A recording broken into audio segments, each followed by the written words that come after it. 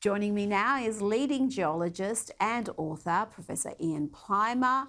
Professor Plimer, before we get to Chris Bowen's latest claims, you're a proud South Australian these days, and I notice there's quite the debate happening right now about a supposedly racist street name in regional South Australia. Wattle Range Council has received a single complaint about Chinamans Lane in Penola from a resident who apparently only moved to the area recently, but they're ashamed of their street name.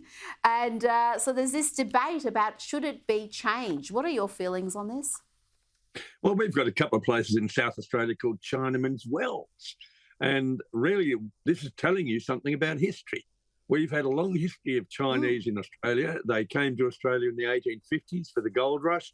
Victoria actually banned them coming into Victoria, so they would come into South Australia and walk across to the goldfields. These were hard workers. They built many of our shearing sheds in the outback. They dug many of the wells in the outback. They came to as indentured labour in many cases to try to get wealthy. They grew vegetables, they grew fruit. Later on, they came to Australia for different reasons. I had many students who had escaped Tiananmen Square. More recently, we got Chinese who are probably hedging their bets and buying real estate here and getting educated here. This complainant should know a little bit about history. The Chinese tried to have a better life. They built a better Australia, and they were recognised for this. We knew where they lived and we named places after them. Now, if we're going to be that sensitive, besides taking a teaspoon of cement every day to harden up, we should change all the street names that have got anything to do with any ethnic group. Now, I suspect that the council should be more concerned about roads and rates and rubbish, and especially potholes, because potholes are diverse and they're inclusive. Everyone hits them. So that's the diversity and inclusiveness. Fill in the potholes. I'm with you. And I can almost guarantee that the complainant here is not Chinese or Asian. It will be some probably privileged, white, university-educated type who's offended on the behalf of others. We see them every day. It's normally they've been happens. to university. Now, they've been to university. It doesn't mean they're educated. And I've met far more educated people, especially in the bush, who haven't been to university. What they've done is they've been polluted by university, not educated. Now, let's check in with everyone's favourite Minister, Climate and Energy Minister, Chris Bowen. Here he is boasting about ticking off over 60 renewable energy projects in 2 years. He posted this on X.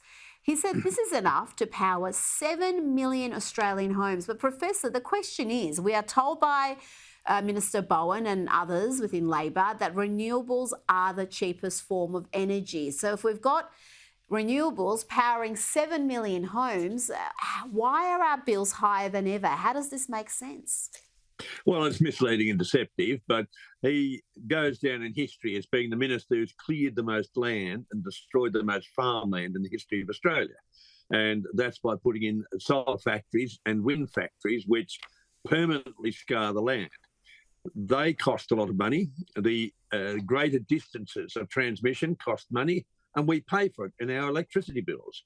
I'm old enough to remember when we had cheap, reliable power, and that came from coal. In Victoria, where you are, you had the cheapest energy in the world for a very long period of time.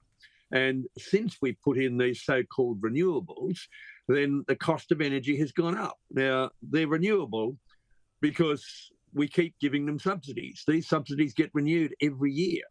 But it doesn't operate 24/7, 365. We have to have backup. We have to have coal-fired power stations running non-stop to put on and put electricity into the grid as soon as the sun doesn't shine or the wind doesn't blow.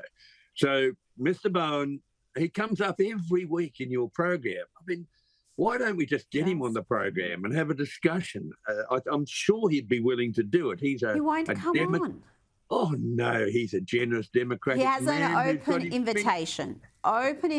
Fingers on Minister the pulse. Bowen, come here and I will promise we won't even interrupt. You can just have 30 seconds, 60 seconds, whatever you like, and we'll go backwards and forwards. It will be very, very it will be very polite. There will be no angst whatsoever.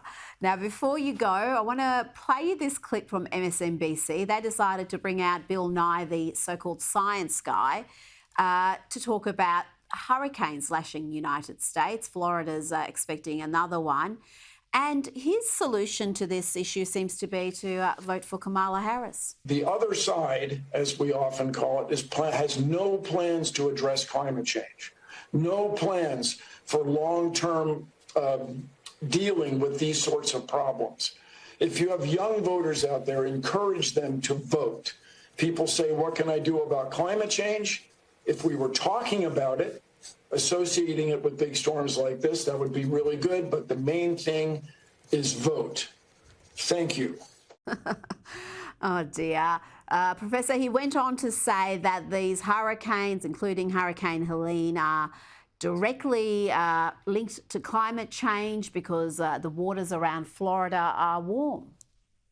Well, we have a 150-year record of hurricanes in the US, well recorded with the intensity of the hurricane and the number of hurricanes. And Florida is the place which gets hit very hard. Now, we know from that record that over that 150 years, the number and the intensity of hurricanes has been decreasing. So what Bill Nye is doing is just showing that he's politically brain dead. He's not looking at any facts. And these facts are from government agencies that are already quite biased. So this is appalling television where no one questioned him. It's appalling politics. And if the Americans vote for Democrats on that basis, then God help the world. Professor Plimer, always a pleasure to speak with you. Thank you.